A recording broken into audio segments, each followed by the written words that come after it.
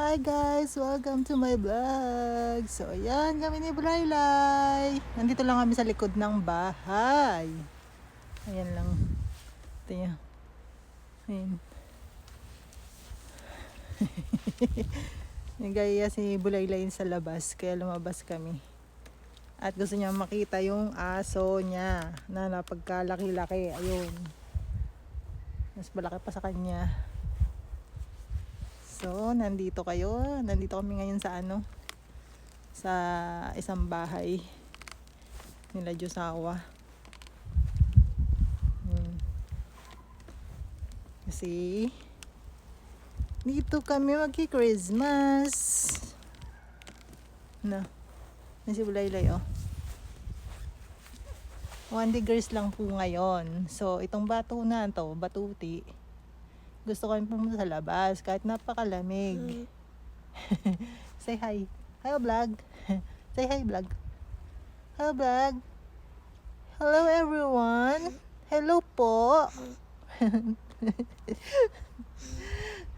Ayan. Si Rael kasi pinanganak ko yan ng winter kaya siguro napaka niya sa lamig.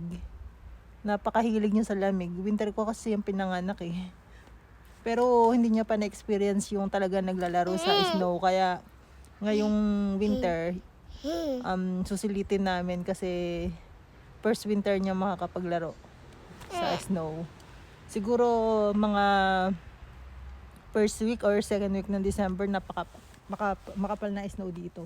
So itong mga paligid na yan, wala na kayong makikitang dyan, green. At saka yung buong farm na yon or garden ang tawag nila. Puro na yan, puro snow na yan kapag winter. Pumunta ako dun sa dulo. Nabuntis ako, pumunta ako dun sa dulo. Ang ganda-ganda.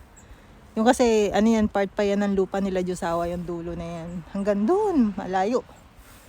Malayo. Siya, meron siyang, yung palatandaan is lake. May lake siya doon, yung pinakapalatandaan na hangganan ng lupa nila. So, ayan, nandito lang kami. Tapos, pamaya-maya matutulog na si Braylay. A day in my life muna tayo. Choose! Walang content. So, ngayon guys, ang oras pa lang is 2:57. Pag alas 3 na dito is madilim na. Ganyan kapag mag-winter. Kaya mamayang alas 3, madilim na. Alas 4, sobrang dilim na yan. Kaya nag-a-adjust din ang tulog si Rael. Minsan lang aga niya natutulog. Minsan alas 6 tulog na siya. Tapos ang gising niya alas 6 din ng maga. Tapos pag hindi niya ako nagising at mama siya ng mama, tatampalin yung mukha ko hanggang magising ako. Ayan. Ganyan lang lagi ang araw namin ni Rael. So sabi nila mahirap daw ba mag-asawa ng apam. Alam nyo ba guys, ewan ko lang sa iba kasi kami masarap ang buhay namin mag-ina. Hindi man sa pag-ano nakakahiyaman, pero ang nagluluto lagi ng pagkain namin si Mamu. Kakain lang kami, tapos tatawagin lang ako ni Mamu kapag kakain na. Yung talagang inaasikaso ko lang is si Rael. Kasi yun naman ang sabi nila sa akin, na wala akong ibang iintindihin kundi yung anak ko. Sila ang buong pamilya, yun ang sinabi nila sa akin. Kaya hindi ako tamad guys ha. Pero ang sabi ko Josawa, kapag tumanda na si Mamu, kami naman yung mag-aalaga sa kanya. Siyempre, parang utang na loob din naman namin ni baby yun. Kasi sobrang siya talaga yung nag-alaga sa amin mag-ina. Kahit nung buntis ako, kahit nung nahirapan ako maglihi, siya kasi yung lagi kong kasama. Kasi nga, dito talaga kami nag-stay at hindi pa kami pwedeng bumiyahin nun at wala pa akong dokumento. Pero sabi ko nga kay Josawa, malay mo ka ako, pagdating ng panahon, si Rael naman ang mag-alaga sa kanya. Siyempre, matanda na rin si Mamu, which is 66 years old na siya. Or magsi-67 na siya ngayong December. So, siyempre, siya yung magkasakasama namin. Alam mo, ipaalaga pa namin sa iba. Kami na rin mag-aalaga. Gusto kong ako yung nagluluto. Kaya nga lang kasi, si Papu, medyo tamad siyang magsuot ng pustiso niya. So, hindi lahat ng niluluto ko is nakakain niya. Kaya, medyo nagko-complain siya kay Mamu na bakit ako daw yung hinahayaang magluto before. Kasi ako ang niluluto ko. Sinigang, ayaw kasi nila ng sinigang na sobrang asim. Ang gusto nila yung matabang na sinigang. Ayaw ni Papo yun. Kaya hindi na rin ako nagluto ng pang sa amin. Minsan pag nagluluto na lang ako para sa amin na lang ni Mamu. Kasi si Mamu, wala naman problema. Si Papo lang kasi nga tamad magsuot ng postiso. Hindi siya pwede sa mga basta-bastang meat. Pag pinakain mo siya ng mga meat, yun talagang sobrang lambot. Tapos more on soup siya. Ganun. Ako, si Mamu, yan. Nagkakasundo kami sa pagkain. Kasi dito guys, ang mga polis, ang usually niluluto nila, soup. Tapos patatas, ganun kasi sila.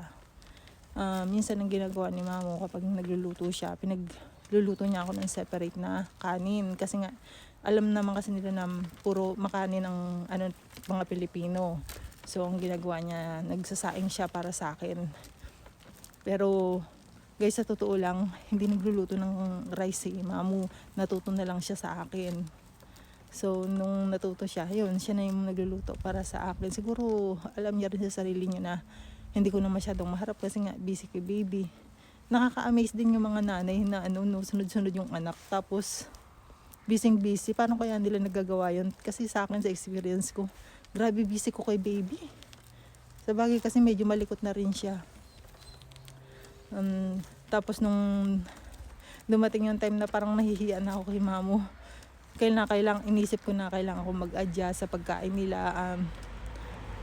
Sinabi ko kay Josawa na wag na akong ipagluto ng separate. Kasi nga si Mamo, yung mga niluluto kong mga lutong Pinoy, mga ulam na Pinoy, inaaral niya. Tapos, pag marunong na siya, pinagluluto niya ako. Ganun kasi ang ginagawa niya. Ngayon, nasabi ko kay Josawa, wag na ako ipagluto. Kung ano yung hinanda niya, kakainin ko. Kasi syempre, magiging choosy ka pa ba? Nakakahiya naman yung ganun. Kasi dito sa Poland, guys, one time lang sila nagluluto ng mga heavy meal. One time lang, hindi kagaya sa ating mga Pinoy na 3 times a day tayo nagluluto. Sila one time lang. Tapos, kakain ka ng lunch na heavy meal. Tapos, yung the rest nun, puro tinapay sila, ganun. Basta kainin mo yung gusto mong kainin. Wala silang pakialam. Basta one time heavy meal lang sila. Kaya sabi ko kay Josawa, kapag kami na lang nagsalo na kami ng pamilya namin, 3 times a day ako magluluto. Hindi ganun na one time lang. Kasi yun yung nakasanayan ko. Pero hindi ko rin alam kung, depende siguro kung magtatrabaho ako or depende rin. Hindi ko rin kasi alam kung talagang mag-i-stay ako sa bahay. Siyempre, kapag malaki ng anak ko lang mag-stay ako sa bahay, ayoko naman ng ganun. Gusto kong magtrabaho, siyempre. Kasi, nandito guys yung plano ng bahay namin sa lupa na to. Pero hindi ko muna ipapakita sa inyo. Soon na lang kapag ini-start ng i-build para may ma-i-vlog naman ako. Pero, nandito yung plano. Kasi dito guys, kapag patayo ka ng bahay dito sa Poland, kailangan may permit. So, itong lupa kasi na to, yung permit niya is isang bahay tapos isang pinakagarahe. So, yung location ng garahe is maluwang. So, yung pinakagarahe na area is dun kami kakain ng pagtatayuan ng bahay para hindi na kami kumuha ng permit. Yun ang sabi ni Mama at kay Josawa. Tapos yung garahe, bali nagpagawa sila ng isa, tapos sa next summer yung isa, nagawa nitong isa. Itong isang garahe ito. Tapos magpapagawa sila ng isa dito sa isang part. Tapos yung isang location ng garahe, dito lang din sa tabi. Tapos yung sa bahay namin, i-adjust ng konti doon sa malapit dito sa part na to. Dapat doon sa location na yon kasi magkakaroon din ng another na national road doon. Pero sabi ko kay Josawa, dito na lang para mas madali, mas accessible kasi dito kasi nandito yung mga shop. Kasi wala pang mga tao doon sa part na yun eh. Kami lang. Ayoko naman ng ganun. So, ang sabi ko kay Josawa, i-secure nila tong lupa nila kasi invest sila na invest. Parang hindi nila masyadong isinisecured. Parang ganun. Sabi ko, next summer, ayusin natin to. Parang ako lang yata mag-aayos sa kanila kasi puro lalaki sila. Parang wala masyadong pakialam. Basta may lupa sila. So, ayun lang guys. Yun lang. At yung anak ko nakatulog na.